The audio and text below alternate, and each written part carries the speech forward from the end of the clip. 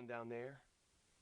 About his clothes, and the beat-up wagon when he went to Revelation for supplies, and saw the cowboys thundering down the street, yelling and shooting, plunging off their horses in front of the Valley Saloon. About the time the 4 fancy women from Arbor's dance hall passed Lew on the street, looking at him with the merest brush of interest that died before it really lived, telling him that they figured him in a class with the nesters from the range east of town. Stump wouldn't understand those things at all. "I'm riding out," Lew said. Stump put out his hand. "So long, son." They shook hands, and Stump turned back to the corral. Lew spun away and went to the house. Lew's mother was sitting in the big rocker with brass-capped arms, looking out the bay window at Gantt Creek and the pines with sunlight on them. She wasn't much for sitting around. Nobody who stayed around old Stump did much sitting, Lew thought bitterly, except Oda Lee, and she was only a brat sister. He heard Marion in the kitchen. "I'm leaving, Ma," Lew said. Mrs. Gantt did not seem surprised, and that nettled Lew a little. "Where are you going?" "Down in the valley for a spell. If I don't like it there, maybe I'll drift on west a few 100 miles. He had not intended to add the last, because his vague plans extended no farther than the valley. But now that it was out, it sounded pretty good. Some of the riders who brought horses up to Stump had told Lew of far places that old Stump didn't even know about. Why, out there on those distant ranges, where a man wasn't known just as Stump Gantt's boy. "We packed your things, son." Lew blinked. Marion came on into the living room with a sort of scared smile on her face. Anyway, there was one person around here who thought it was bad that he was going so far away.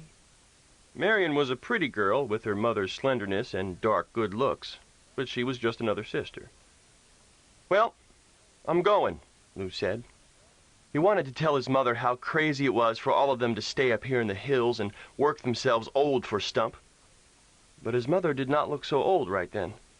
In fact, she did not look a heck of a lot older than Marion. She sure was a healthy, strong woman, to look so good after putting up with old Stump all these years. "I guess I'll get my stuff." Lew went upstairs to his room. Oda Lee was there, her face buried so deeply into his pillow that only her red pigtail showed. "What the devil are you—" She raised her head, and he saw that she was crying. So instead of finishing by asking what she was doing in his room, he said, "Bawling about, Oda Lee?"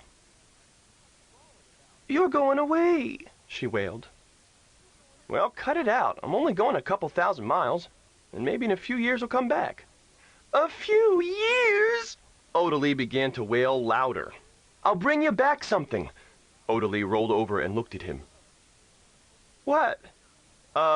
Parasol." "I want a saddle." Lew considered. He probably would be in the chips when he returned.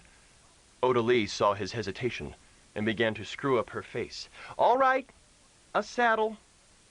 "With silver trimmings?" "I make no promises about that." Oda Lee began to laugh. "You look just like Pa when he says that."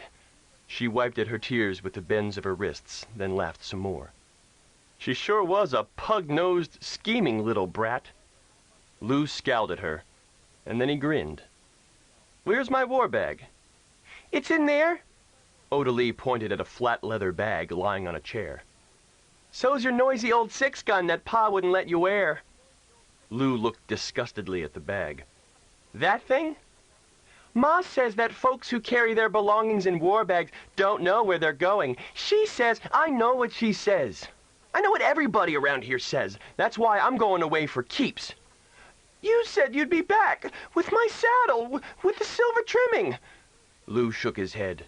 "Sisters, parents, they gave you nothing but arguments." Oda Lee trailed him downstairs. Marion was standing by Mrs. Gantt, and Marion was getting ready to bawl. Lew gave them each an awkward hug. He would have hugged Oda Lee, but she made a face at him and ran out the back door. Mrs. Gantt looked at Lew the way she had when he was a little boy. "Stay decent. Stay clean, Lew." She looked at him a moment longer, and then started towards the kitchen. "Come on, Marion, let's finish the dishes."